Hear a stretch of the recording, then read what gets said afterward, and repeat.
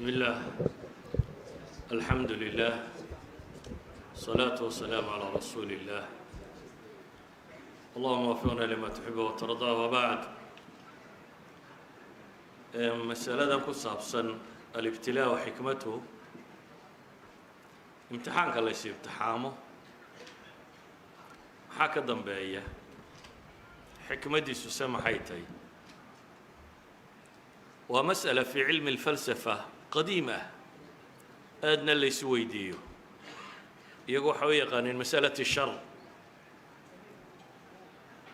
وأنا مسائل شدتك ملحدين تهيدتك كوري ريال لكن قرآن كآد بيقول عضهي يضاف فضط وصم من قال إلهي سبحانه وتعالى وتلماميه وحين لنا يدونك أن نكون على إلهي سبحانه وتعالى كمردقين دار نعيم لأوليائه أدونكم ما هم لغو جنايه والله قلت لك لين لغو نعميسته ضدك أولياء الرب سبحانه وتعالى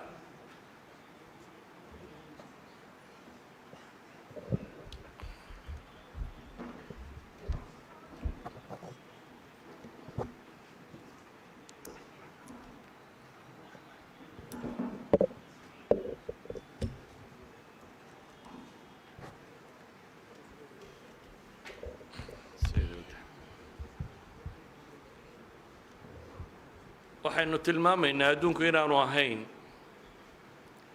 meel mustaqara oo la deganaanayo laakiin ilaahay subxaanahu wa tacaala wuxuu ka dhigay daar ibtilaa'in wa imtixaan waxaa rabbi qur-aanka ku tilmaamaya alladii khalaqa almowta walxayaata liyabluwakum ayukum axsanu camala wajacalnaa bacdakum libacdin fitna tasbiruun walow yashaau allahu lantasara minhum ولكن ليبلو بعضكم ببعض إلهي وحط المامي يدونك إن امتحان لو كان يدتك لا أيكم أحسن عملا كنا نغم في عن وأسكو كين التحامي با إلهي ليين لا أركوا تصبرون يا صبر يسان إلهي هدود دونه وإذن أنت مؤمنين توهيلين لها مركز طبع ودنيدا قلب ما تشوقين لكن ربي وحو دونين وسكوكين اتحاما إلهي إليه سبحانه وتعالى شركة هي خير كبا ولا سكو اتحاما ونبلوكم بالشر والخير فتنة لقد خلقنا الإنسان في كبد ولنبلونكم بشيء من الخوف والجوع ونقص من الأموال والأنفس والثمرات وبشر الصابرين تتكبر وحي يفهمين هدي ابتلاء ودعين وعقوبية بس مشاكل هذا درجته وضد لا يتحامي وحنون قرنا ضد لا عقابي وحين نبدع مع عقاب بوي ماذا هلا نفهم كاسم قمنا نبي عليه الصلاة والسلام وحكى والرمي نبي أيوب وحنون صدي oo 18 sano bukay oo dadka intii u dhaweeyay intii ka fogeydba ka tageen laba nin oo asxaabtiisii ka mid ah kuwii ugu dhadhawaa iyo haweenaydiisii wax la mid ku soo hadheen oo maalintii dambe labadii nin ay iyagii isweydiiyeen oo mid yidhi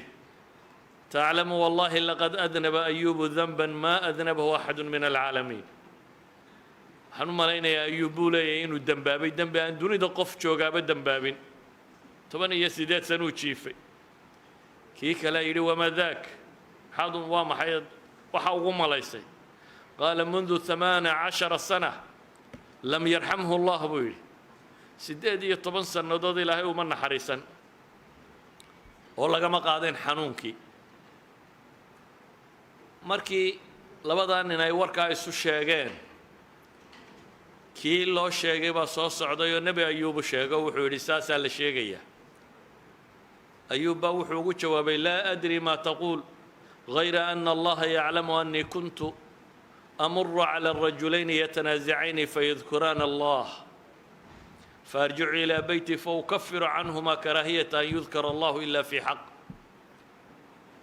waxaa sheegaysaan inuu garan maayo buu yidhi haddaan soo maro laba is haysta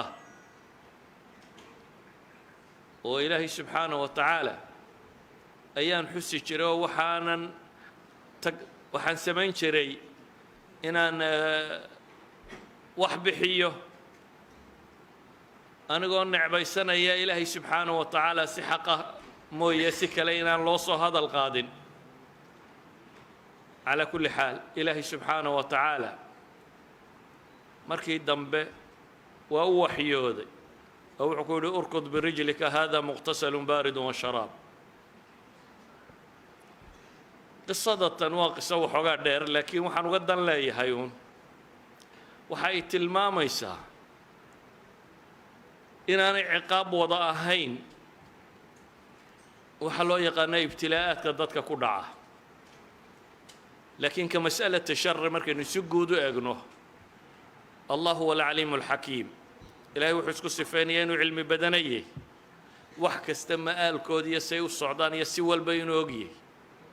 inuu xikmad badanayo shay walba halka ku habboon uu dhigo bini aadamku laakiin dunida ma wada oga mustaqbalkana garan maayo si guudna waxuma arki kara waa indha ku garaadlo intuu markaa arkayo unbaa u muuqata xataa malaa'igtii markay garan waayeen nebi aadam xikmaddii loo keenay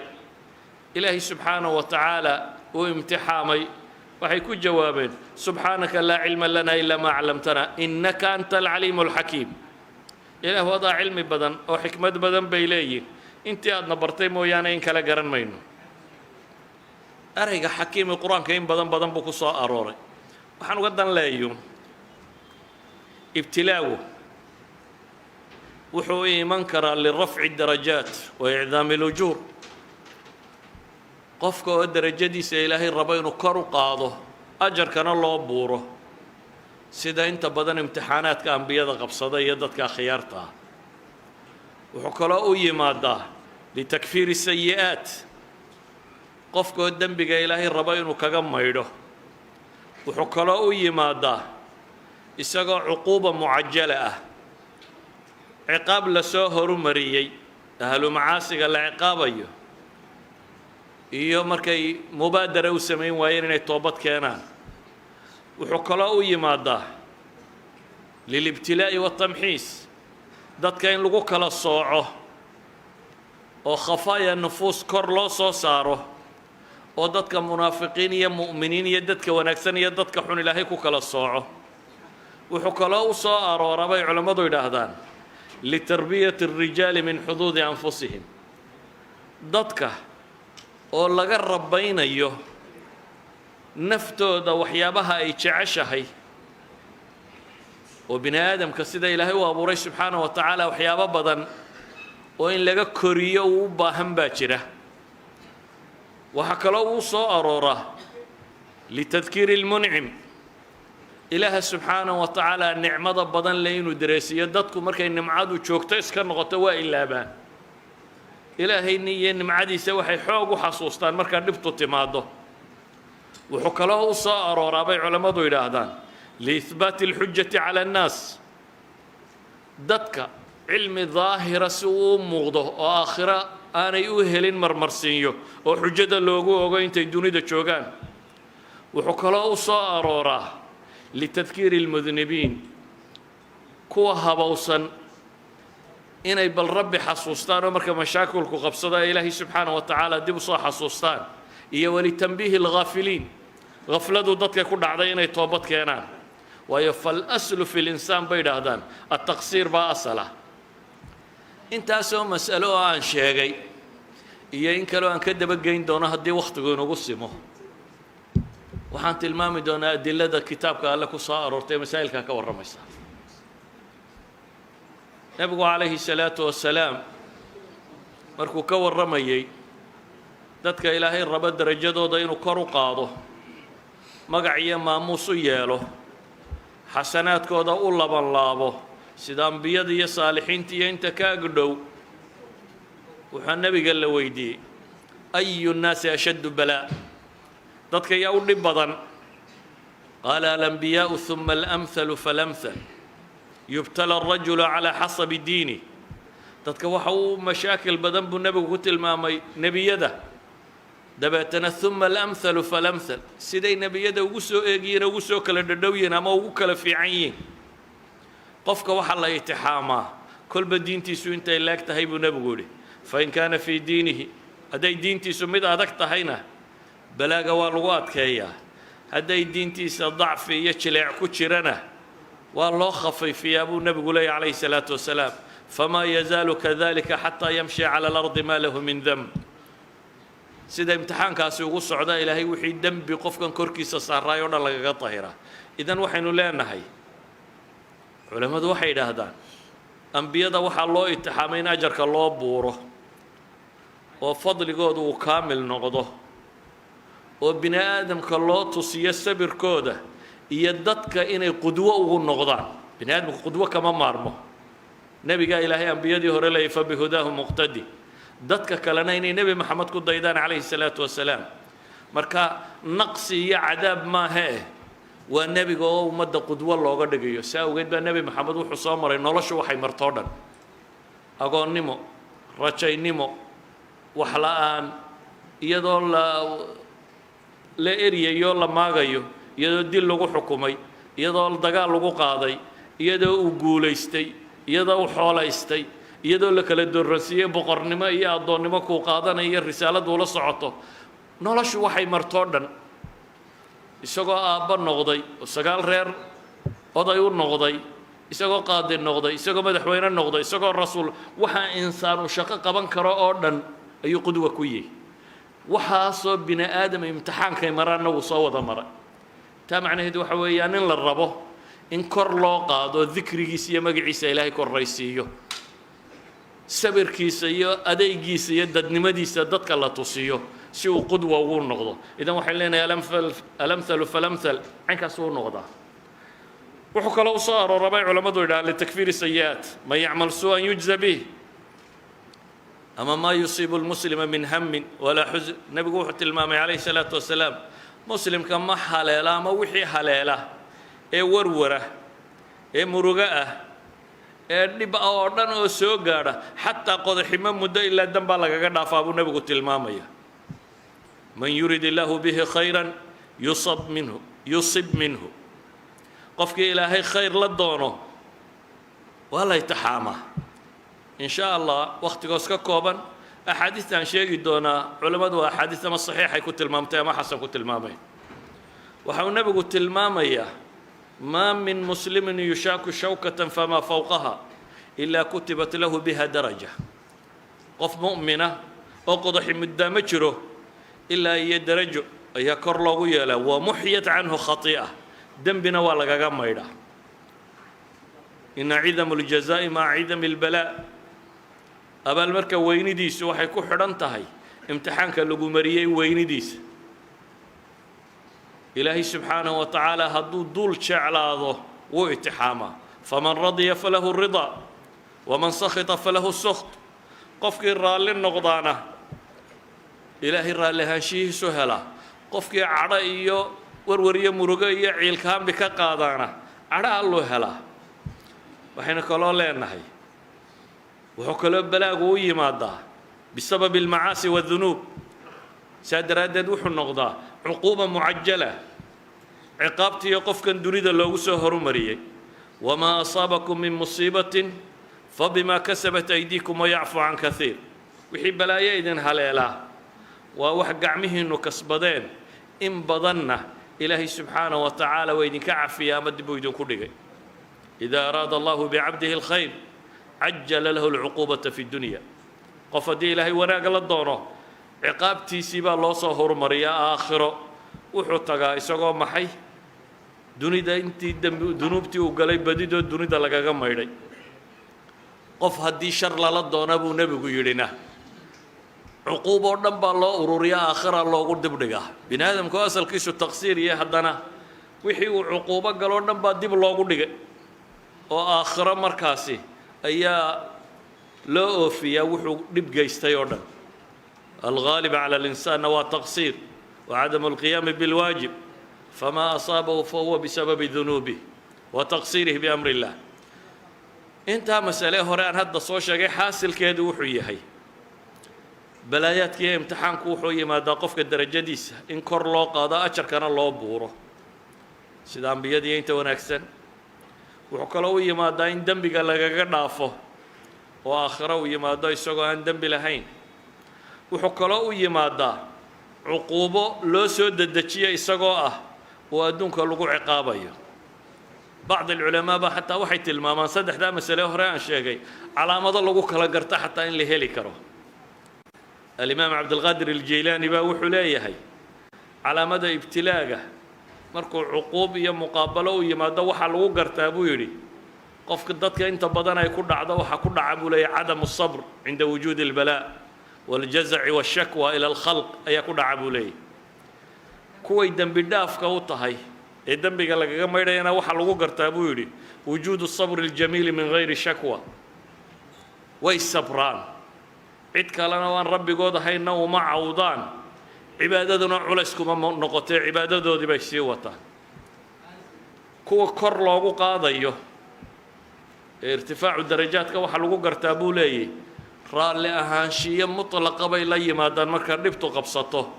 iyo tumaniinati nafs inay naftoodu xasisho oo qadarka ilaahay subxaanahu wa tacaala aanay argagax ka gelin saasuu tilmaamaysa dadku nabadda markuu wada joogo waa wada geesi waa wada fiican yahay waa islaamnimuu wada sheeganaya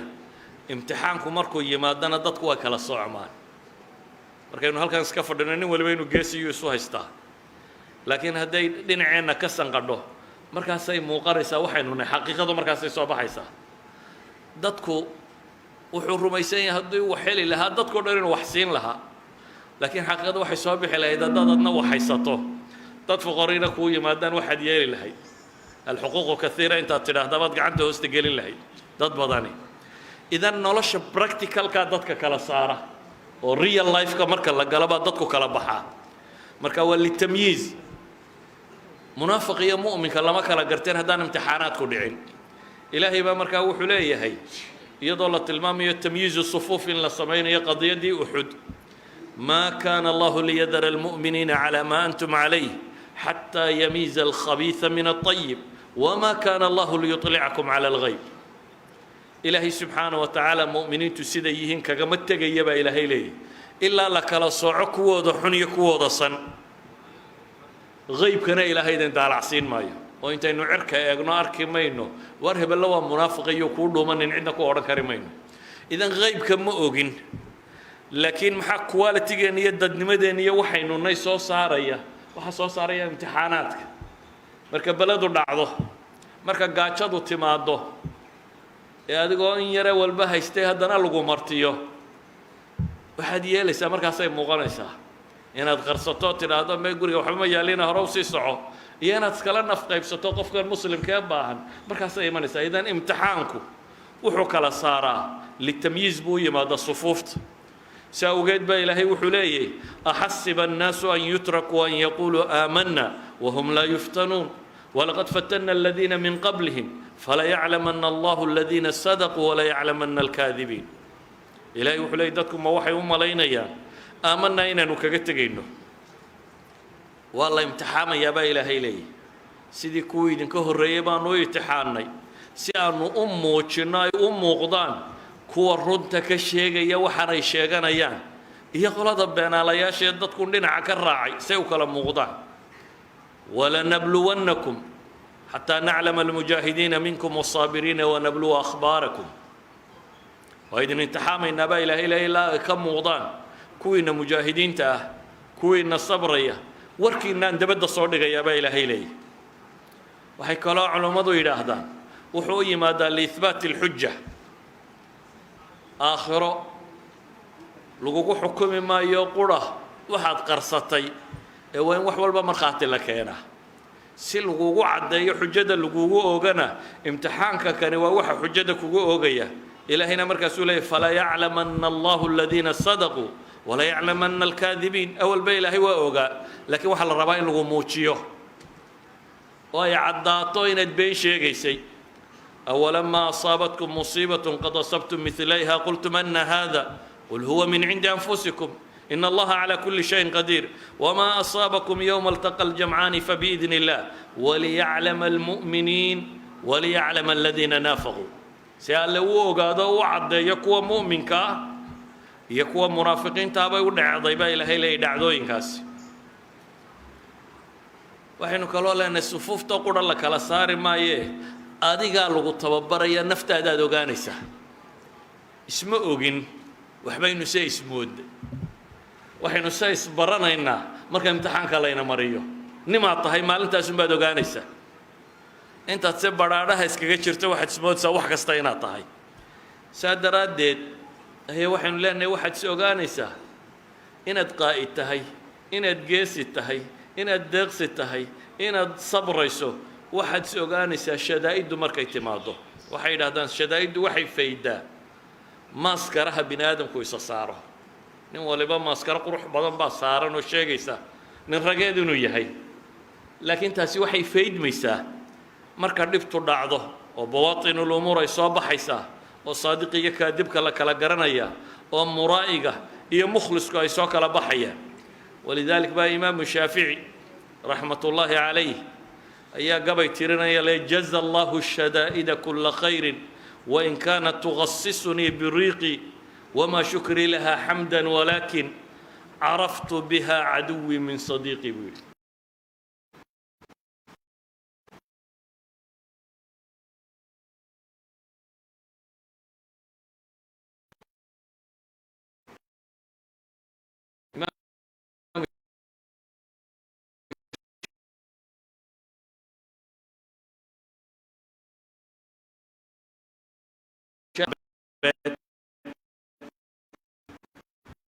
ما استشعر عليك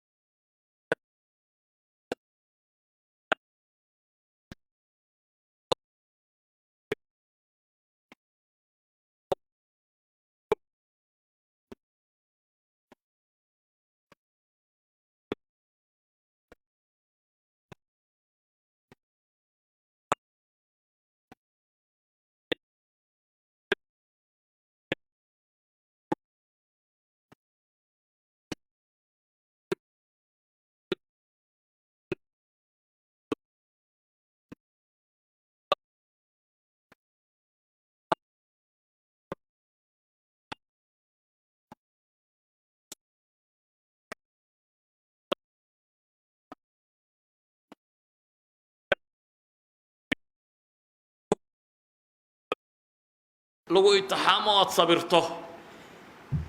ama in maamulka lagu dhiibo dee lagu makan siiyo shiddadu inay ku marto iyo inaad madaxnimada hesho keebaa fiican bay yidhaahdeen markaasuu wuxuu yidhi miyaa laysba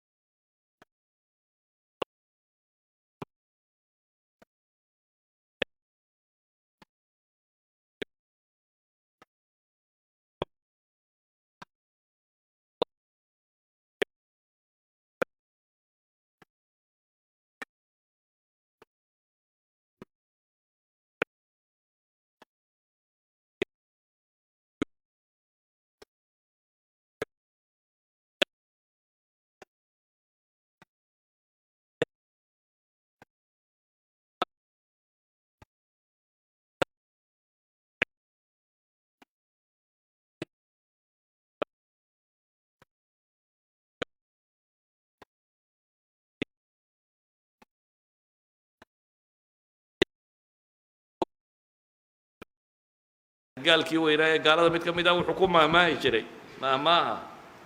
waxay yidhahdeen there is no atheist in the foxholes bay yidhaahdaan mulxid ma jiro dhufayska bay yidhahdeen marka lagu jiro xabaddu hadday dhacayso ilaahayow bay dadku wada yidhaahdaan buu leeyahy waa nin gaaleed mulxid ma jira buu leeyahay marka dhufayska lagu jiro waxaan uga dan leeyahay waa tanbiih lilghaafiliin bay culammadu yidhaahdaan wa tadkiiri lilmudnibiin dhibaatooyinku waxa weeyaan kuwa ghaafilkaana waa la xasuusinaya ghafladaa laga faydaya kuwa mudnibkaana ilaahay baa la baraya subxaana wa tacaala oo waxaa la baraya rabbuna alxaliim inuu yahay oo sabuur yahay oo cafuw yahay oo ghafuur yahay oo ghafaar iyo raxmaan iyo raxiim yahay oo ilaahay subxaana wa tacaala wakhti ina siiyey aynu ku toobad keenno oo hadday ghaflada inugu dhacdana in layna yaro qanqanjiidhiyo si ghafladda laynooga toosiyo marka waa qanqanjiidho yaroo maxay weli lagu leeyahy warooy jaanis baad haysataaye jidka rabbi maad ku soo noqon rabbi ku leeyahy subxaana wa tacaala waayo ilaahay subxaana wa tacaala wuxuu inoo tilmaamay waxa dhib idinku dhacday horta waa dunuubtiinnii in badanna ilaahay wuu idinka dhaafay laakiin waxaa looga dan leeyahay in laydin kiciyo oo aayaad badan baa ilahay leeyahy walanudiiqannahum min alcadaabi aladnaa duuna alcadaabi alakbar lacallahum yarjicuun baa ilaahay yidhi cadaabka dhow baanu dhadhansiin baa ilaahay yidhi intaanu imanin cadaabka weyni maxaa loo dhadhansiinayaa lacallahum yarjicuun baa ilaahay leeyahy ka yarjicu bal inay ina dib u soo laabtaan kam yar baa la dhadhansiinayaa baa ilaahay leeyahy dahara alfasaadu fi lbari walbaxri bima kasabat aydi nnaas ilaahay wuxuu tilmaamayaa intaa kadib waxay geysteen dadku baa bad iyo berriba fasahaadiyey bad iyo berriba waxaa fasahaadiya bini aadamka wixiisa maanta maxaa ay ka warramayaan environmental problem climatical change environmentkii baa isbedelay climatekii baa isbedelay dabeetana cilmi baadhistoodii waxay keentay war meesha innagaa khalkhalinay bay leeyihin waxaanaynu hawo sii daynay waxaanaynu samaynay waxaanaynu qodnay waxaan bini aadamku isagaa fasahaadiya bay leeyihin marka fi lbari walbaxri labadaba aadanaha fasaadkiisii weeyaan ilaahay wuxuu leeyahy waxaan sidaa u yeelay liyudiiqahum bacda aladii camiluu lacallahum yarjicuun wixii ay samaynayeen wax ka mid ah in la dhadhansiiyo lacallahum yarjicuun cumuuman waxay culammadu yidhaahdaan almu'akhada fi dunya hiya alistithnaa bay yidhaahdaan gaalka in dunida lagu abaalmariyo wixii dambaababaa la dabargooyaa waa istithnaaga maaha qaacidada bay yidhaahdaan qaacidadu waa in dadka loo kaadiyey intay geeridooda wakhtigii dhimashadooda ka gaadhayso ilaahayna waa xaliim waana sabuur waana cafow waana ghafuur waana araxmaan araxiim fursadaasuu bixiyey bal inay dib u toobad keenaan waayo haddii qofkii xunba la qabto adduunka dee cidima joogteen walow yu'aakhidu allahu nnaasa bidulmihim maa taraka calayha min daaba baa ilaahay yidhi dadku markay dambaabaanba haddii aan qabtaba ilaahay leeyahy cidiba meesha kuma hadheen walaakin yu'akhiruhum ilaa ajalin musama faإida jaءa ajaluhum laa yastakhiruuna saacata walaa yastaqdimuun warabuka algafuuru du raxma ilaahay waa ku dembi dhaaf badan oo naxariisu saaxiiba low yu'aakhiduhum bima kasabuu lacajala lahum اlcadaab bal lahum mawcidun lan yajiduu min duunihi maw'ila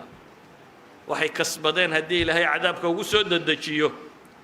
dee meesha cidi kuma hadheen baa la tilmaamaya laakiin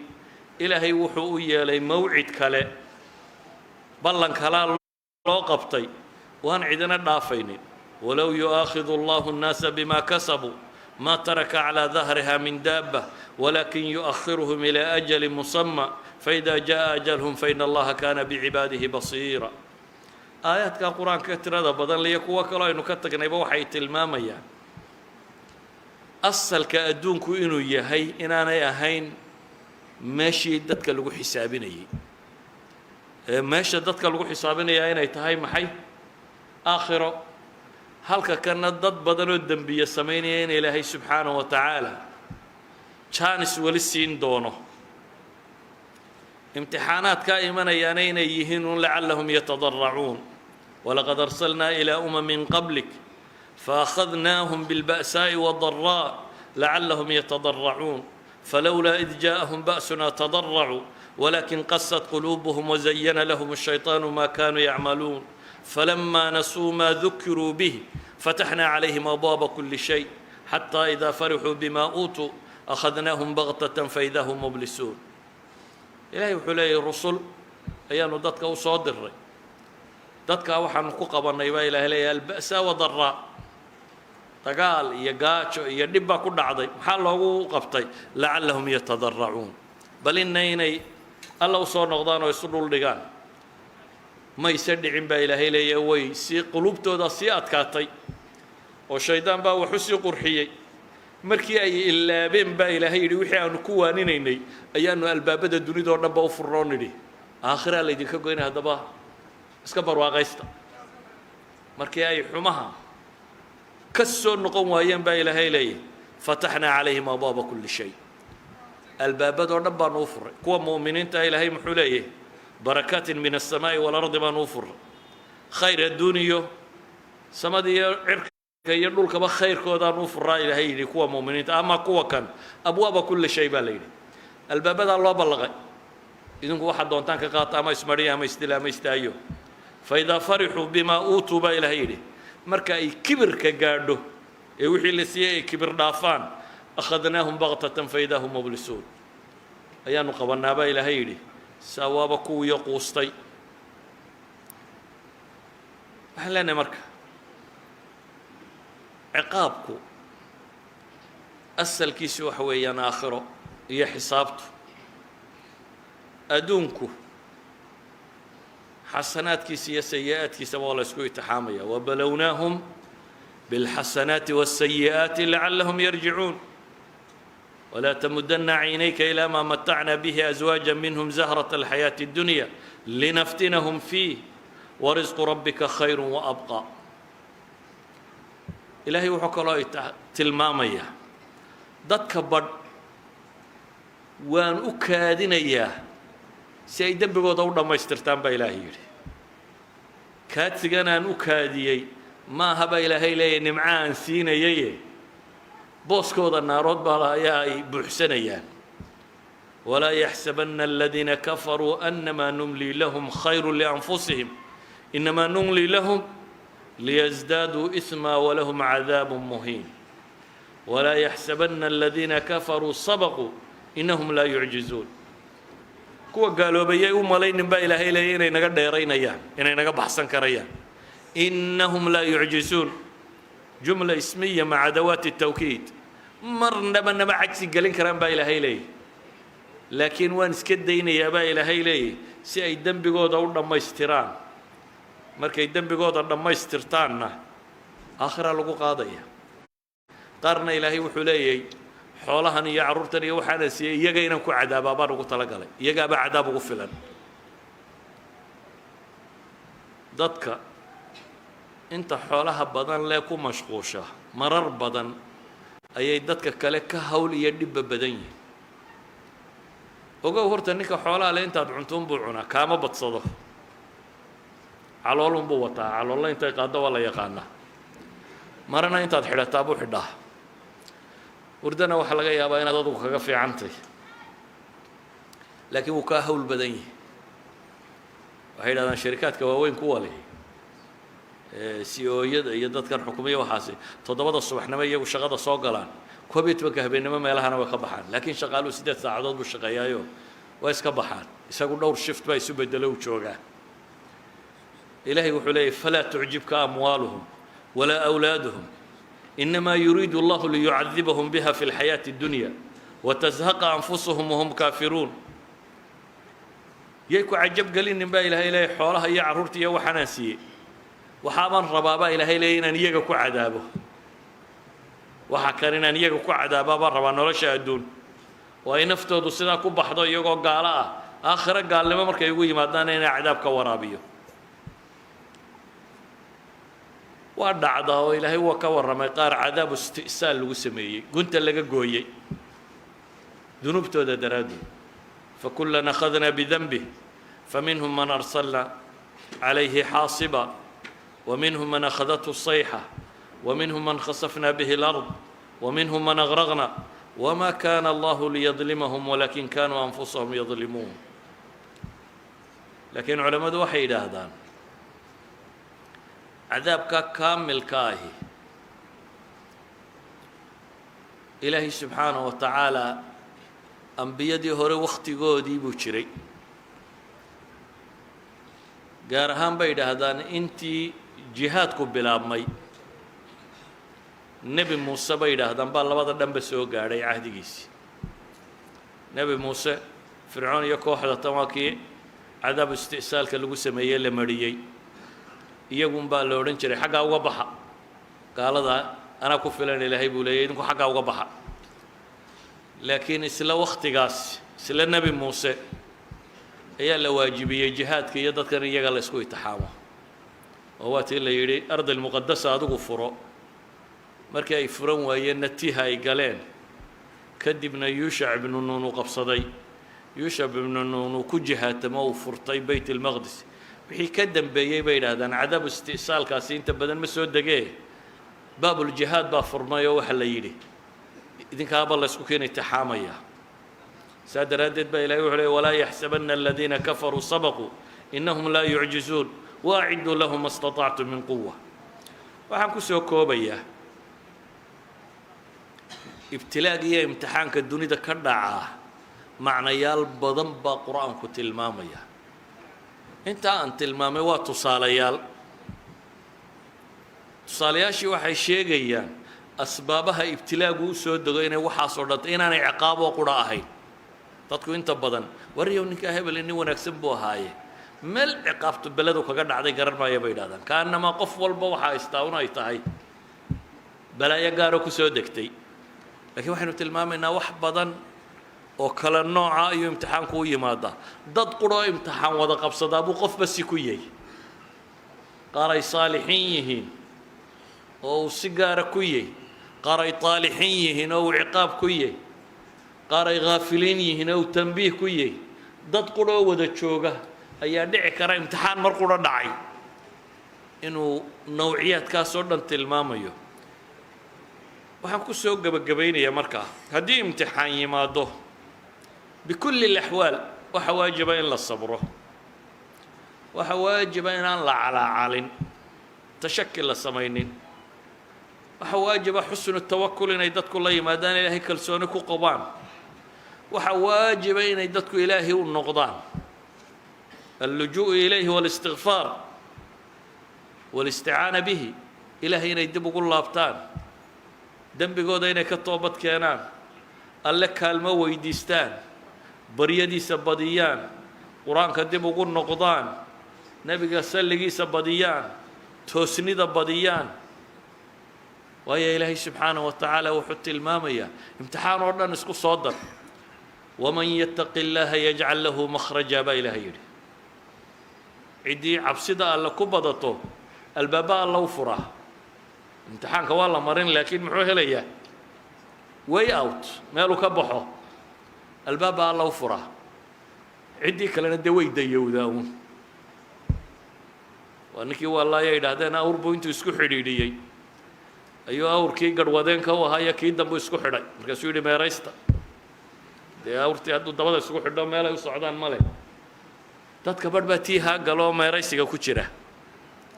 laakiin ciddii ilaahay xasuusatee u noqota mahmaa kaanat ilmasaa'ib ilahay wuxuu leey waman yattaqi illaaha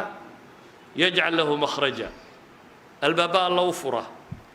ilahay wuxuu leey waman yattaqi illaaha yajcal lahu min amrihi yusra ciddii alla ka cabsata ilaahay arrinkuu u fudaydiyaa taladaa la waafajiyaa meesha ay wax ka hagaagayaan buu arkaa xalkaa u soo dhowaada waxbuu gartaa ilahay wuxuu leey waman yattaqi illaaha yukafir canhu sayi'aati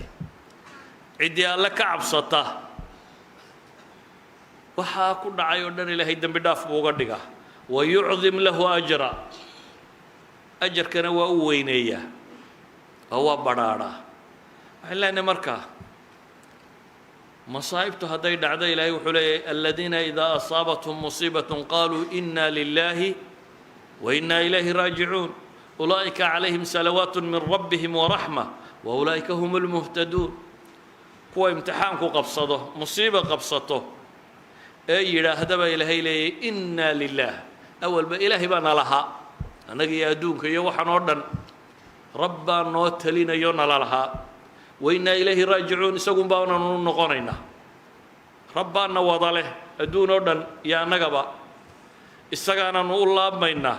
kuwaas baa ilaahay yidhi ulaa'ika calayhim salawaatu min rabbihim waraxma kuwa korkooda waxaa ahaaday ilaahay salligii iyo naxariistii iyo wanaaggii oo dhan bay helayaan wa ulaa'ika hum lmuhtaduun baa ilaahay yidhi waana kuwa hanuunaya soomaaliya marka waxaynu leenahay imtixaan badan bay soo martay caalamulislaami oo dhanna imtixaan badan buu ku jiraa kullu haadihi alimtixaanaat taagani waa ibtilaa'aadka aan ka soo warramaynay waa wax dembi lagu maydhi wax dad haafiliina lagu toosin wax kuwa dembaabay dib loogu celin wax qaar saalixiin oo ku dhex jiro dadka dunuubtooda haleeshay kor loogu qaadi wax lagu rabayn wax qaado loogu soo saari wada shar maaha say dadku u fahmayaan wada shar maaha ee badh badan oo ka mid ah ayaa liislaaxina u dhacaya idan ilaahay aan ku kalsoonaanno tala saaranno kitaabkiisa wuxuu inoogu sheegayna dib ugu noqonno haddaynu liibaan aakhiro iyo mid adduunyaba doonayno وصلى اللهم على محمد وعلى آله وصحبه وسلم والحمد لله رب العالمين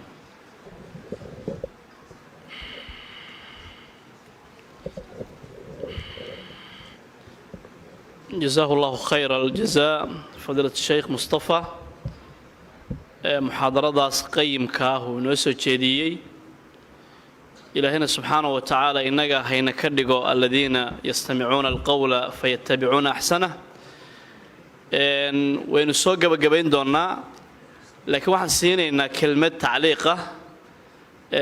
sheekh daahir oo cabdi oo markii hore tacliiqa ku qornaa marka haddaan ku soo dhaweynayaa sheekha tacliiqiisa tafadal mashkuuran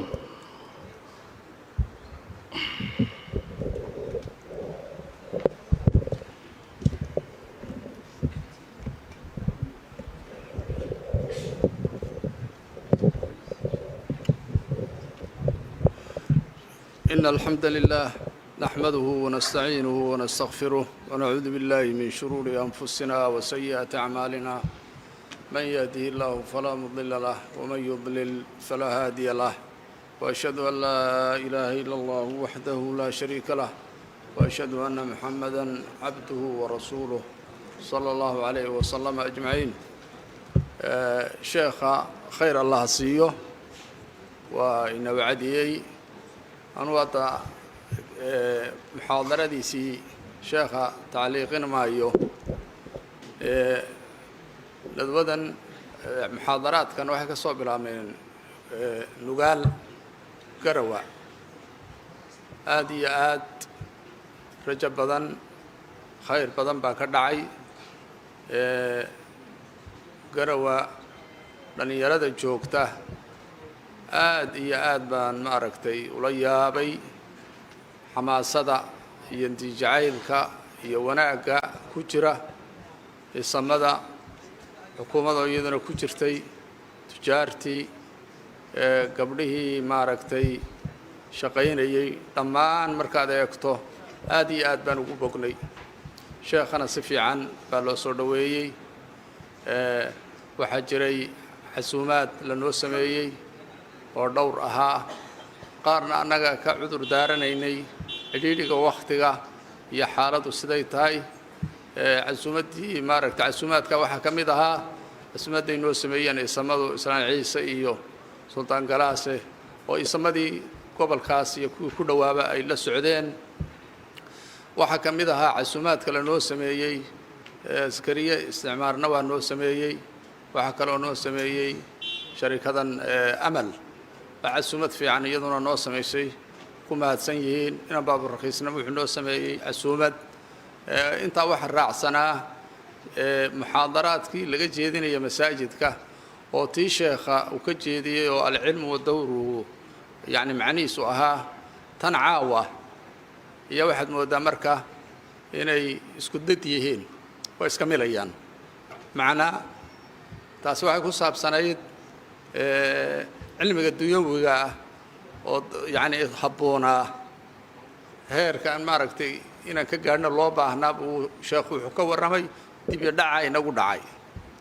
tanina waxay ku saabsantahay waa alibtilaa waalimtixaan marka waxaa taa u ahaa maaragtay qariin aلzuhdu wاlwarac iyo dib u dhaca inagaga dhacay aakharo iyo rafaadka in horteenna yaalla sidaan adduunka dib ugu dhacnay baan aakharana dib uga dhacnay adduunkana dib baan uga dhacnay aakharana maynaa hagaajin muxaadaradaasi inaad dhegaysateen ma muxaadaro aad u fiican bay ahayd culummo badan baa iskugu yimid sheekh cabdinaasir baa yimid sheekh cabdiwaaxid baa nala joogay sheekh maxamuud xalliikaa nala joogay sheekh maxamuud oo duqii magaalada ahaa mashaayikhda waxaa nala joogay sheekh mukhtaar aniga sheekh mustafe sheekh cabdullaahi oo ka yimid isna sheekha la socday qariin uu ahaayoo maxaan idhaahdaa sida hadda halkan minhaaj madax ka ah karam waqooyi somalilan ka ah isna waa nala socday sheekh maxamed macallin inta hadda ka xasuusnahay dad badan baa iyaanu ahayn culimmadii meesha joogtay aad iyo aad baa magaalada noogu soo dhoweeyey waxaan si khaasa fariin iyo duco aan u dirayaa gabdhihii cuntada noo samaynayay oonanunan ka hadlin wakhtigu nagu maaragtay wakhtigu nagu gaabtay habeenkii khitaamka gabdhahaas waxaan leeyahay allah khayr siiyo oo noo dadaalay oo noo soo jeeday oo noo rafaaday waxaa kaloon duco u dirayaa khaasa cabdinuur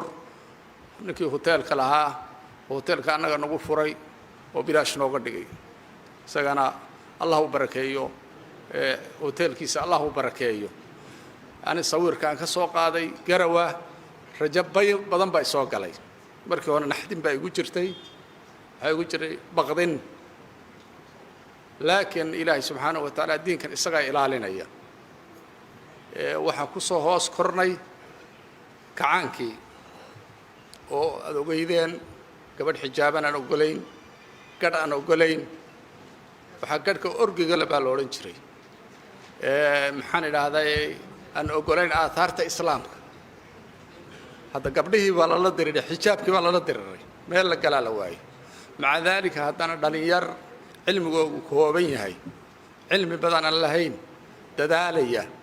oo mustalaxaat alarbaca kitaab la abulacla almawdidi lahaa iyo waxba saldhigu ahaa macaalim fi dariiq iyo kutubta noocaasoo kale siteen oo fikri badankoogu iskaga badan yihiin laakiin ikhlaaskii iyo dadaalkii xijaabka hadda maanta aad arkaysaan dacwo yar baa ka dambaysa xabad laguma keenin la socda gabdhaha waxaa lagu xijaabay dacwa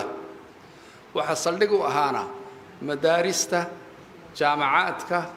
dugsiyada qur'aanka iyo masaajidda wax lala yaabo weeye hadda gabdhaha yaryar oo xijaaban waxay soo haystaan weligood in haweenka soomaaliya xijaabnaya ma xijaabnaan jirin haweenka soomaaliyeed way qaawanaayeen wax yar bay maaragtay ka xijaabnaayeen hadda maanta way xijaaban yihiin marka idinka kelimaan inu odhan oo xujo ah sheekhana kelimaan ku odhanayaa anu waa ka soo tegey markii arrimahaasi ay maaragtay la dhameeyey 6 habeen baan joognay acdaar darteed cudurdaar baan ku lahaa ayaan uga soo tegey qardho magaalada la yidhaahdo oo boqorku degan yahay si fiican siduu warku ii soo gaadhay baa looga soo maaragtay looga soo dhaweeyey sheekha qardho waa baxday dibadday kaga hortagtay sheekha iyo sheekhii la socday iyo culimmadii kale la socday sheekhu wuxuu sameeyey maxaan idhaa boqorku wuxuu sameeyey casuumad fiican oo tii garawa ay ismadu sameeyeen lamida isla markaa sheekhu muxaadara wuxuu ka jeediyey halkii masjid alhuda annagu aan ka jeedinaynay wuxuu ka jeediyey masjidu cumar ibn khataab dadkii oo dhan baa ilaahay u soo ururiyey haadii fadlu min allah weeye wax la wada heli karaya ma dad badan baan cidina u soo ururayn dad baan yaan cidin dhegaysanayn dad baan la karaameynaynin laakiin isgaadhsiintan casrigiihi dhibna way leedahay iyo rafaad wanaagna way leedahay sheekh mustaf nin maaragtay meel kula noolaa dadkii meel kula noolaa way yar yihiin intiina waxa soo garta caawa in ugu horeeyo waxaad ka daawateen baraha bulshada waxaad ka daawateen telefishinada waxaad ka dhagaysateen idaacadaha marka qalabkan casriga ee khatiirka ah oo midi laba afla ah ama bilaawo laba afla ah waxa weeye khayrkiisana waa wata haddii loo helo raggii ka shaqaynayay ama raggii guntiga maaragtay guntiga dhiisha la iskaga dhigo qardhana si fiican bay sheekhu u soo dhaweysay wuxuu ka hadlay maaragtay masjidkii cumar ibn khataab wuxuu la hadlay halkaa garawa waxaan soo dhaafay odayaashii haweenkii jaamacaadkii oo dhan baa maaragtay sheekhu soo maray oo annagu dee tamartaa ma banaan lahayn wuxuu la soo kulmay dhallinyaradii haweenkii dhammaan qardhana saasoo kala dhacdaa la yidhi waxaa kaloo soo dhaweeyey carmo waxaa la sheekhu soo joogay si fiican bay u soo dhaweeyeen iyaguna wixii tamar ahayeen way ku bixiyeen iyaguna waa soo dhaweeyeen maantana waxaa lagu soo dhaweeyey meesha la yidhaahdo boosaaso hadda caawa joogno oo magaalada hadda korkaan fiiriyo puntland ugu dad badana uguna maaragtay uguna weyn baad moodaa marka loo fiiriyo qardho iyo maxaan carmo iyo garawa iyo magaalada la yidhaahdo gaalkacyo ila waan soo wada maray waan fiirfiiriyey magaaladan kulle ugu dad badan weeye waana magaaladii tijaarada waa magaaladii dacwada waa magaaladii ugu mashaayikhda badnayd weeye iyo ugu macallimiin badan ugu dugsiyo badan bal xagga qur'aanka haddii la yidhaahdo waa magaalada waxa weeye ugu horraysa weeye qur'aanka xifdigiisa tajwiidkiisa maaragtay waxaa jooga maaragtay quraa fiican baa jooga magaalada marka maanta waa la soo dhaweeyey sheekha waxaa maaragtay maanta soo dhaweeyey isamadii tujaartii culummadii dhallinyaradii dhamma aqoon-yahankii dhammaan waa soo dhaweeyey waxaa noo casuumadna siiyey oona casuumaday goolis siday amalba halkaa ugu jirto iyaduna maaragtay ay ka mid tahay sharikaadkeenna khayr allah siiyo iyo goolisna halka nagu soo maaragtay maantina casuumadeen kamaan hadinoo waan daalanaa khayr allah siiyo waa sharikaadkeenna sharikooyinka ugu fiican bay ku jirtaa khayr allah siiyo allah kobciyo amal la allah kobciyo iyo maaragtay sharikaadkeenna oo dhanba isamadii waa noo yimaadeen maanta waa ka hadleen waa soo dhaweeyeen sheekha iyo sheekh cabdalla labadaba berri tooliyana waxay isamadu ku ballansan yihiin oo sheekha suuroobi karto inay maaragtay casuumadaan marka dee waxaan leeyahay sheekh mustafe waxay yidhahdaan nimanka tabliiqii saddex shayba waxay ku fiican yihiin in la socdo labaan marka ka xasuusta culummadu inay socoto fadhiga waxaa ka fiican inay socdaan waxa roobna inuu meel keliya ku doo waxaa ka fiican roobka inuu socdo oo dhulkoo dhan camimo dhulkoo dhan barwaaqo noqdo sheekh mustafa waxaa leeyahay marka ilaahay subxaanahu wa tacaala axsibuhu wallahu xasiibuh baan leeyahay mustafa maraan sheekh mustafa ka hadlayo marka ilaahay haybadan uu ku siiyey soomaali waa ku baahan tahay maaragtay waqooyi somaliland iyo dibadda keliyaad ku kooban tahay labadaasaad ku wareegtaa jooji waa inaad timaadaa gobollada soomaaliyana waa inaad ku wareegtaa xaq baa lagu leeyahay dadkii baa ilaahay kuu soo ururiyey dadku way soo ururi laayeen marka meeshiina waxaa jirta dhib badan baa jirta maadaama dhib badani ay jirto oo afkaar khatiiri jirto oo ilaahay laga gaaloobayo oo jiraan nimankii raafida ahaa oo la diriraya asxaabta oo asxaabta gaalaysiinaya ay joogaan dadku inay soo ururaan waxba lagu daweyn karaa marka sheekh mustafa waxaan lahaa jazaaka allah khayr badan baad samaysay maaragtay culummo badan baa ilaahay subxaanahu wa tacaala kaa kormariyey hadalkaagii waa masmuuca dadkii waa kuu soo ururaya dadkii waa kaa hadda masaajidkii waa buuxsamay jimcadana uma buuxsama saas ciiddaan ku aragnaa keliya saa loo soo buuxsamaa waa fadlu min allah oo wax ilaahay lagu mahadiyo marka sheekhana khayr allah siiyo waa u ducaynaynaa cimri dheer camal saalixa iyo khaatumo fiican baan ugu ducaynaynaa waxaa yimid idinka oo hadda maanta caawa fadhiya ilaahay subxaanahu wa tacaala wuxuu yidhi innaa naxnu nazalna dikra wa innaa lahu laxaafiduun ambiyadiina nebi maxamedna waa dhintay sala allahu calayhi wasalam aroortii maalintuu dhimanayay subaxii markuu daaha fayday uu arkay masaajidkii oo si fiican loogu tukanayo oo asxaabtii oo safan oo iyagii ku imtixaan baa gala way arkayeen meesha buush buu iska ahaa guryuhu iyo masjidkuba marka jidaarka masjidka ka arkeen waxay markay moodeen inuu nebigu soo kacayo nebigu wuu noqday xataa ay suuroodo inay ku fitnoobaan salaada gudaheegii nebigu wuu qoslo wuu noqday wuxuu dareemay dacwadiisa inay hirgashay rag uu kaga tegay oo mana ah dadkaas waa dhammaadeen tilka ummatu qad khalat laa maa kasabat walakum maa kasabtum walaa tusaluuna camaa kaanuu yacmaluun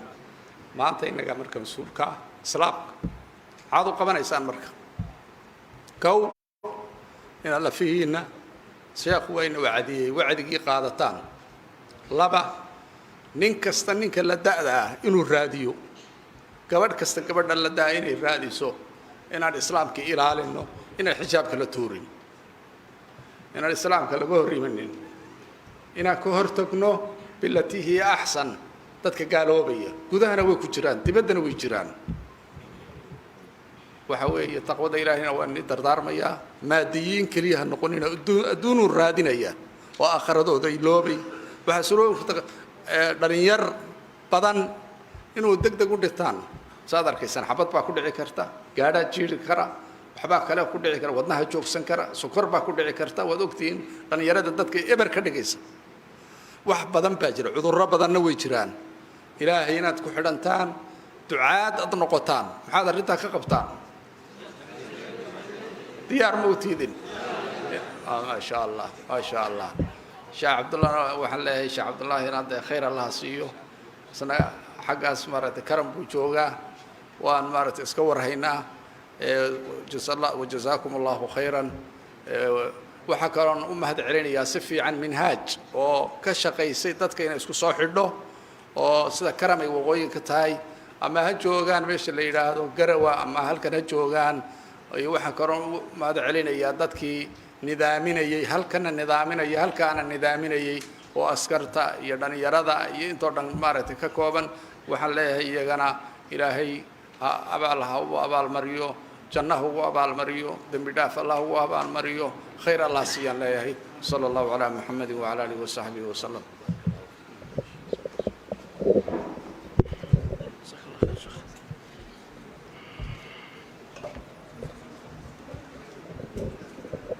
جزا الله خير الشيخ داهر وعبدي كلمة وربحنتا iyo maaragtay ka dabageynta oo maaragtay sheekha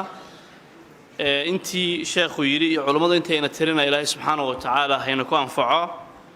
waxaan rabaa intaynan soo xirin oo kelmad xiritaana aan siinayno Suldaan Abshir waxaan rabnaa inaan u mahad celino dhammaan horta marka hore Ilaahay baan u mahad celinaynaa subhanahu wa ta'ala inoo suurtageliyey kulamadii sheekhu uu ka soo bilaabay Garowe ilaa iyo uu Boosaaso ku soo khatimay iyadoo wali acmaasha qaar inoo harsan yihiin waa u mahad celinaynaa dhammaan intii ka soo shaqaysay si gaar ah sida loogu mahad celiyey sheekhana waa sii raacinaynaa iyo sheekhana waa u mahad celinaynaa jazaahullahu khayr waxaan kaloo mahad celinaynaa sheekha rafiiqiisa sheekh Cabdalle gudoomiyaha mu'assasada Al-Karam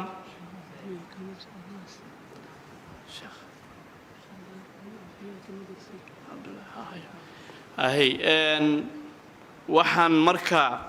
sheekhana waa mahad celinayaa sheekh Cabdalle runtii gudoomiyaha mu'assasada Al-Karam runtii sheekhu waa gudoomiyaha mu'assasada sheekhana rafiiqiisu ahaa sheegana insha Allah sida la ii sheegay kelmad kooban baan siin doonaa bal fal dareen celintiisa laftigiisu inkastoo uu imaan jiray deegaanada sidoo kale waxaan rabaa inaan fursadan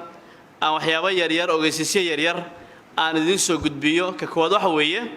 berrito hadduu alla yiraahdo khudbada sheekhu masjidku ku leeyahay marka waa in sidaynu hadda u soo camirnay looga soo qayb galo qodobka labaad waxa weeye sidii galabta jaamacadda bariga Afrika jaamacaduhu ugu kulmeen ayaa mar labaad berrina lagu celin doonaa ilaa 3,000 oo kursi ayaa la diyaariyey marka iyadana intii galabta u dhaafay iyo intii joogtaba inay ka soo qayb galaan insha Allah ta'ala intaanan sheekh Cabdalle siin waxaan rabaa fariin yar inaan dhex geliyo fariintaana runtii waa deegaanadan mashaakil ka jiray bay ahayd maantana laga yaabo in la baraarujiyey waa arrinta ku saabsan qaadashada lacagta shilin Soomaaliga ah arrintaas runtii bulshada gaar ahaan danyarta dhib badan bay u geysatay ilaahayna subxaanahu wa ta'aala hadee markaynu isu naxariisanno ayuu inoo naxariisanayaa barnaamijka marka waxaan ku baaqaynaa insha Allah ta'aala in la hirgeliyo sida xaqiiqadana waxa weeye lacagta dhabtaan leenahay iyada weeye marka si aanan waqtiga u badin waxaan kelmadda ku soo dhaweynayaa hore Sheekh Cabdalle gudoomiyaha mu'assasada Al-Karam kadibna waxaan siin doonaa suldaanka soo inoo ku soo xiro tafadal mashkuura Sheekh Cabdalle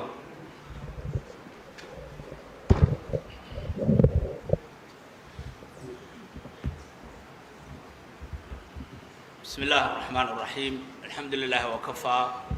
ثم الصلاة والسلام على رسول الله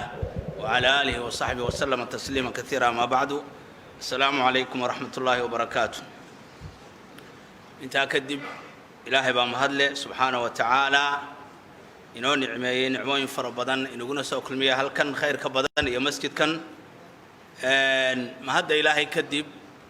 دمانتي ومهدسنتيهين anigoo sheekhana ugu mahadnaqaya runtii dadaalka uu ku soo jiray muddada 10 cisho ama dhowr iyo 10 cisho waxaan u mahadnaqayaa runtii jamacan qaaliga ah iyo runtii culimadan iyo madax dhaqameedka iyo muassasatul minhaj iyo runtii reer Boosaaso iyo dhammaan reer Puntland oo dhan aad baan ugu mahadnaqayaa sida uu sheegay Sheekh Daahir oo Cabdi dee runtii soo dhaweyn qiimo badan iyo dhageysi iyo xiise ayaanu kala kulanay ilaahayna ha idin barakeeyo ilaahayna ha idin barakeeyo ilaahayna ha idin barakeeyo marka waa sheekh runtii sheekha iyo culimada kaleba waan taageertanahay sida uu Sheekh Daahir Cabdi sheegay in la isu socdo oo runtii la isu soo maro marka anagu kulli waa soo noqon doonaa insha Allah ta'ala wadaad baa lagu yiri inta la casuumay oo aad loo hagaajiyay ayaa mala ninkii deesida dhaqanka Soomaalida wuxuu ku yiri wadaadadii raale ahaada waan idin soo lugooyay adeer maalin walba soo lugoo buu yiri marka kulli waanu iman doonaa insha Allah taas sheekhu wuxuu ka hadlaayay runtii hadaladiisu u badnaayeen markan dhuuxay in diinta lagu dhaganaado aqoonna loo yeesho adduunyadana aan laga tagin la barto gaalana waxa si ay gaadhay deenaan inaga aqli badnay laakiin ay tashadeen run ahaantii arrinkaasi waxaan ku talin lahaa in wada dhageysataan cajalaadkii oo dhan inta imka cusub idinkoo ku bilaabaya dee wax haro badan runtii way jireen Sheekh Mustafa dee jasadkiisu idinka maqnaa laakiin waa idin la joogay waxa la yiri nin iska reebaadiya baa gaari fuulay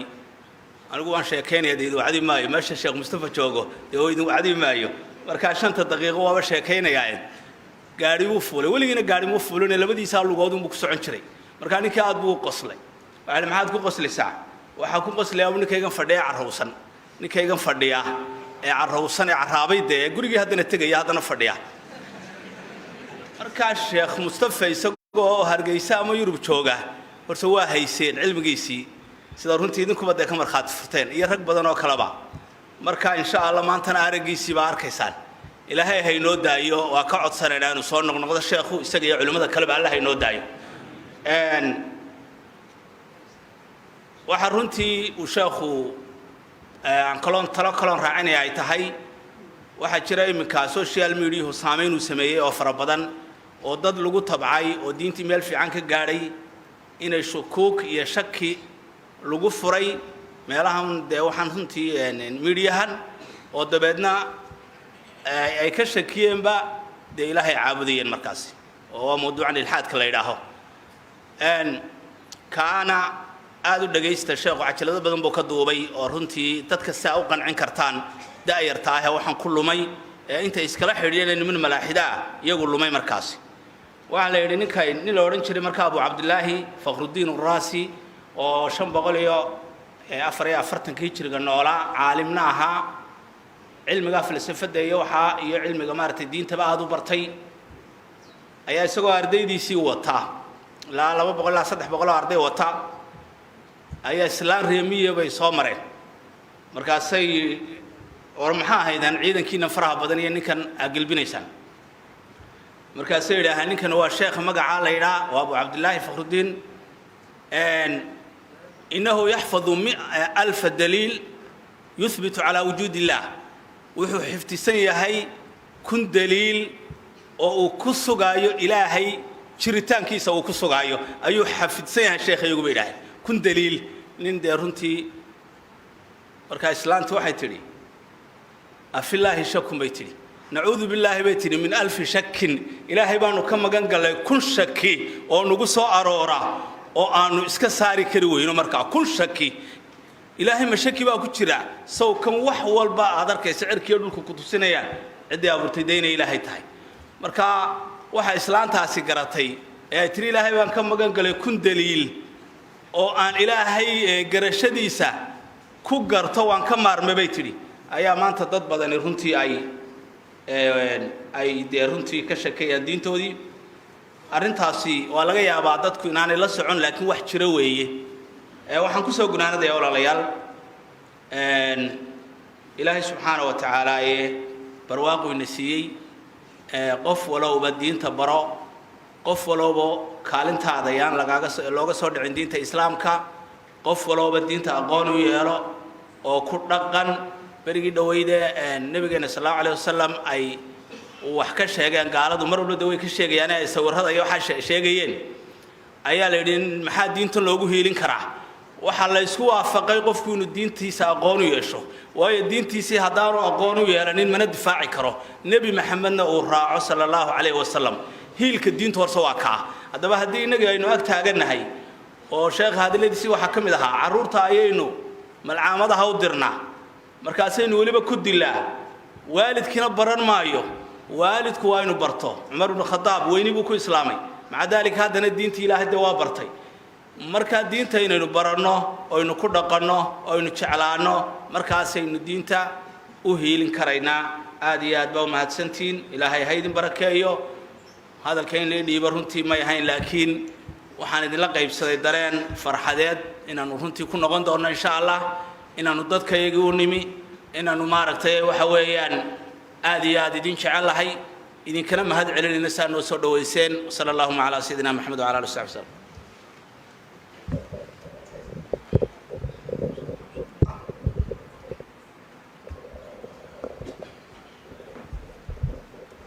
جزاه الله خيرا شيخ عبد الله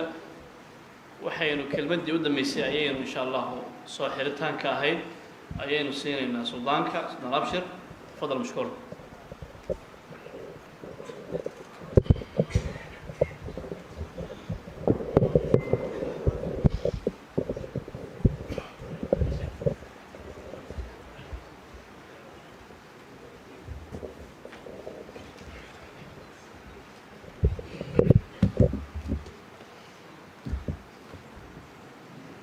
بسم الله الرحمن الرحيم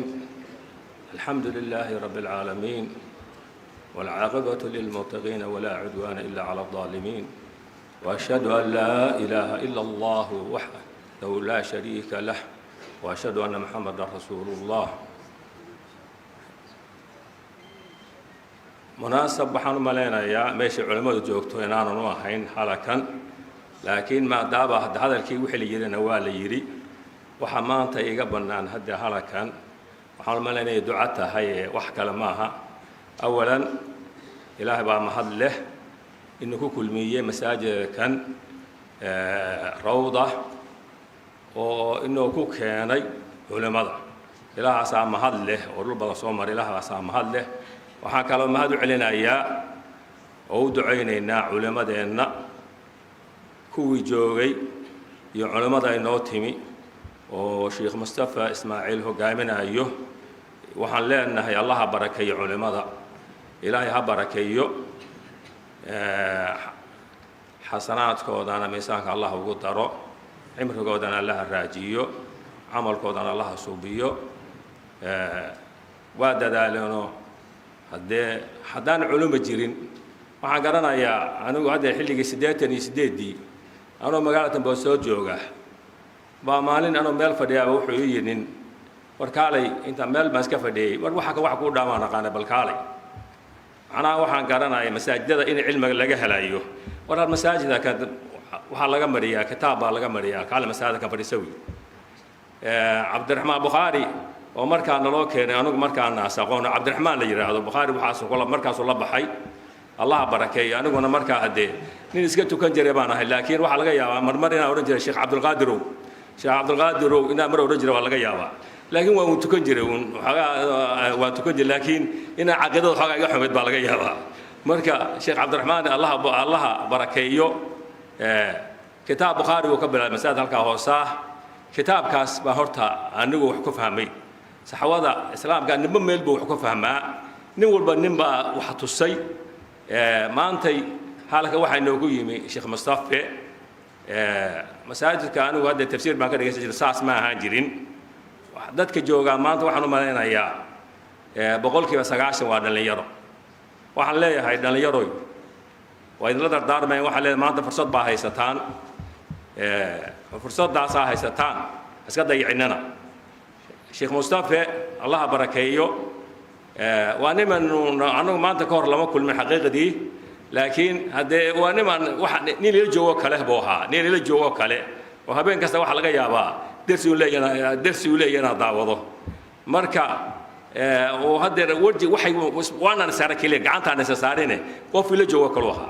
مركا كل هذا بحالك هذا اللي يرى فيسبوك كل واسكا مشغول سنتهينه وحن لا هي وروحا كداوتان اللي يروي وحا خيرك او شيخ مصطفى علماء الشيخ ظاهري عشرات كداوده حدينا مستا سو حاضرين وحن لا سعديك المساجد كسو حاضر مساجد 10 راح كسوده وحا خير با كسوده maanta dantiina ku jira maanta sheekh hadalka wuxuu soo qaatay hadalku soo qaadanayay aad iyo aad baa wax weyn iga kordheen adduunyada aan isku mashquulinayno hadda hadalku sheekhu soo qaatay waxa kamid ah war adduunyada maanta nin safar oo meel iska maraya oo sudcaal ah intuu geed harkii tago war ka guriga ka dhisanay ma oran kara war halkan kaan degno guriga ka dhisanay hadda waana sudcaalna weey ma oran kara nin sudcaal meel inuu dego daara ka dhisto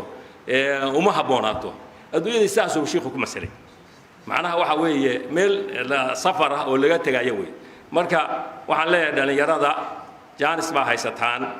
inta jaanis ka haysataan dadaala oo nin kasta anagoo dhan waa jaanis baan haysanaa inta nool lahay ninkii nool maanta jaanis baa haystaa ninkii dhintay dhimay laakiin ninka nool kasta oo anagoo aan ku jiro jaanis baan haysanaa jaanis baa la haystaa jaaniska laga faa'iideysto waxaan leeyahay casharka wacdiga Sheekh Mustafa ولا سعودنا إلى يجروه إلى يقرده حقيقة أنا ولا سعودي 10 كيسة وانا جيسنا أيي إلى يعرم ما جيسنا حالي لكن أنت كوريسي محاضري كيسة ولا سعودي الله إنكم أضافوا دمانتين 10 دي الله إنكم أنفعوا شيخنا الله ميسانك حسنات كودرة الله أنا بركيه وسجل تفسيرتي سبع يا أولادي تفسير الله بركيه إلهي وحن كبرينا إنه لهي نور راجي علماء أو نور بركيه إله نور بركيه ربي علماء كو حالك جوجا شيخ ظاهر يو حالك كتاب كأخرية يو شيخ محمد معلين علماء حالك نور جوجته يو كو حاجة جربة كل إلهي علماء نور بركيه إلهي نور بركيه إله نور بركيه أولا حسنات كودن إمساك حسنات الله وقدره أنت أسمعني دوران الله قدر دار من السلام عليكم ورحمة الله وبركاته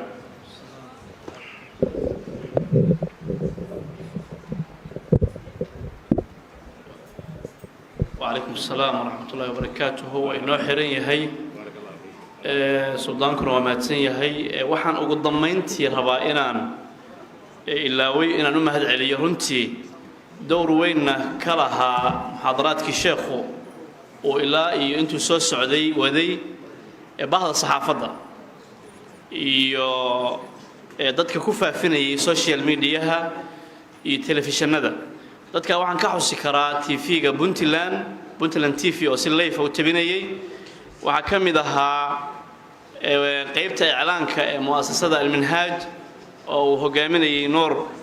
Jaamac walaalkay Nuur Jaamac waxa kamid ahaa SBC iyaduna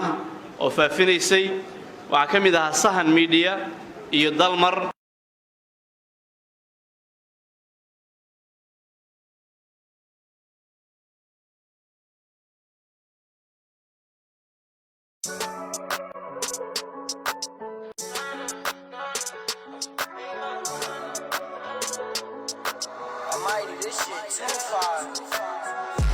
know bitches only want me cause I'm famous. And I still hang out with demons, I'm so dangerous. The cops know the vibes we give, don't give no names up. I was down bad, no money saved up. And my old bitch know what she did, that's why she ain't here. My old bitch broke my heart for real, act like she ain't care. And every time I need somebody, why they ain't there? And real love, it don't exist, it's like a reindeer. Y'all niggas gon' sneak this, they don't ever do shit. My new bitch too bad, her pussy good, eat it like some Ruth Chris. $100,000 cars, every time we slide through on some new shit. Ride around with a bunch of killers, nigga touch me, they gon' lose it. That's on 100 on my wrist, 50 on my bitch, 30 in this stick, still be in the mix. Eliante diamonds on me, baby, yeah, I'm hella lit. Ducked off behind the tents, 5%, I won't slip. I've been partying with Artie, that's why bitches on my dick. And my new bitch look like Ari, yeah, her body on some shit. Nowadays, don't got no feelings, yeah, my heart turned to cement. And I've been trying to ease the pain, so I get higher than a blunt. Studios can't come to my spot, fuck them in the studio. I've been catching major plays, I feel like I'm Julio. Just say I'm OD, thinking that they know me. We get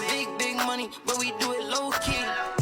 I know bitches only want me cause I'm famous. And I still hang out with demons, I'm so dangerous. The cops know the vibes we give, don't give no names up. I was down bad, no money saved up. And my old bitch know what she did, that's why she ain't here. My old bitch broke my heart for real, act like she ain't care. And every time I need somebody, why they ain't there? And real love, it don't exist, it's like a reindeer. I always said I'm not to like I ain't care. I fill my heart with all this chrome, it's too much pain there. Keep it chrome next to my heart, I keep that thing there. Voice to the trenches, I'm so thorough, I was made there. Stunning G, the top, I vulture, I'm so dangerous. I bet she bad for real, don't wear no makeup. Since I'm in Philly, cold a break, I need that flamer. It's still free travel, fuck the judge, they tryna frame us, whoa. They tryna take my soul. I ain't signed a high bitch, could be my dog for show. New G-Wag, no mileage, I'm a ride for show. Go ahead and check the scope, bitch, we 3-0.